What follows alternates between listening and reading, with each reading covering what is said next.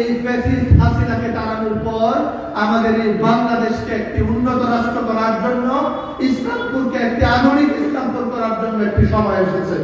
Doctor Simon Farooki কেবলমাত্র এই সমাবেশের ভাইদেরকে নয়, ইসলামপুরবাসীকে আহ্বান জানিয়েছেন, তিনি প্রতিশ্রুতি দিয়েছেন যে অবহেলা, যে বঞ্চনার শিকারে ইসলামপুরবাসী 1971 সাল থেকে তিনি সেই সকল সমস্যার সমাধান করে একটি আধুনিক শিক্ষাবদ্ধ একটি ইসলামপুর তিনি গঠন করবেন। এই ইসলামপুরে আমরা আরো অনেক প্রার্থী দেখেছি। আপনাদের অনেকের কাছে মনে হতে পারে তিনি হয়তো ভালো মানুষ, কিন্তু আমরা বলতে চাই তিনি হয়তো ভালো মানুষ, কিন্তু তিনি যাদের সাথে রাজনীতি করছেন তারাই বাংলাদেশের জন্য কখনোই কল্যাণকর নয়। তিনি ভালো মানুষ হইতে পারে, কিন্তু তিনি যেখান থেকে বাজেট নিয়ে আসার প্রতিশ্রুতি দিচ্ছেন সেই বাজেটটা তারা কখনোই এই দেশে ভালো মানুষ নয়। আমরা দেখেছি এই বাংলাদেশে 1996 সালে একটি ফ্যাসিস্ট দল ক্ষমতা এসেছিল।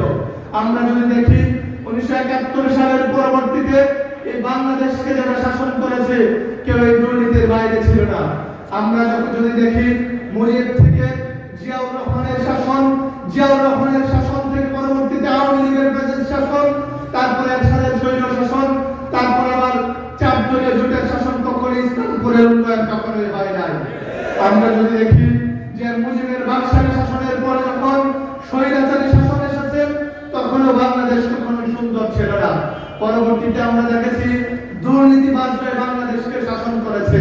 তারপরে আমরা দেখেছি দীর্ঘ 16 বছরের এই ফ্যাসিবাদী শাসন কিভাবে বাংলাদেশের এই তৃণমূল থেকে পুরো বাংলাদেশকে কিভাবে একটি অকার্যকর, একটি ব্যর্থ রাষ্ট্রে পরিণত করা যায় সেটা আওয়ামী লীগ সরকার করে দিয়েছে। আমরা আজকের এই সমাবেশ থেকে বলতে চাই এই ফ্যাসিস্ট হাসিনাকে তাড়ানোর পর আমাদের এই বাংলাদেশকে একটি উন্নত রাষ্ট্র করার জন্য, ইসলামপুরকে একটি আধুনিক ইসলামপুর করার জন্য একটি সময় এসেছে। আমরা ইসলামপুরবাসীকে উদাত্ত আহ্বান রাখতে চাই, আপনারা যে সুযোগ পেয়েছেন, ডক্টর সামিউল হক ফারুকীকে পেয়েছেন, আপনারা এই সুযোগকে আপনারা কখনোই হাতছাড়া করবেন না। আপনারা যদি এই সুযোগ হাতছাড়া করেন, ইসলামপুরবাসী যে উন্নয়নের স্বপ্ন দেখছে সেই উন্নয়ন আর কখনোই সম্ভব হবে না। যে সুযোগ আপনারা পেয়েছেন, আপনাদের কাছে ইসলামপুরবাসীকে আমরা আহ্বান রাখতে চাই, 12টি ইউনিয়ন, একটি পৌরসভা, 130টি গ্রামবাসীকে আমরা আহ্বান জানাতে চাই, আপনাদের যে ভাই আপনাদের কাছে মনোনয়ন পেয়েছেন সেই ভাই ডক্টর সাইমন হক ফারুকী, আপনারা ওনার পাশে থাকবেন, ওনাকে সংসদে নির্বাচিত করেন। আপনাদের যে প্রত্যাশা সেই প্রত্যাশার আলোকে যেন তিনি কাজ করেন সেই সুযোগ আপনারা দেবেন ইনশাআল্লাহ।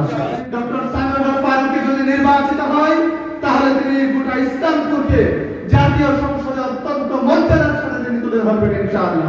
আপনাদের কাছে আগামী জাতীয় সংসদ নির্বাচনের দাঁড়িপাল্লার পক্ষে, ইনসাফের পক্ষে, একটি কল্যাণ রাষ্ট্র গঠনের পক্ষে যেন আপনারা সবাই যেন কাজ করেন এবং আগামী বাংলাদেশকে যেন একটি দুর্নীতিমুক্ত বাংলাদেশ হিসেবে যেন গড়ে তোলা যায় এই উদাত্ত আহ্বান রেখে এবং আগামী নির্বাচনে ডক্টর সাইমন হক ফারুকী যেন আপনাদেরকে প্রতিনিধিত্ব করে এই আশাবাদ ব্যক্ত করে এই কথা শেষ করছি।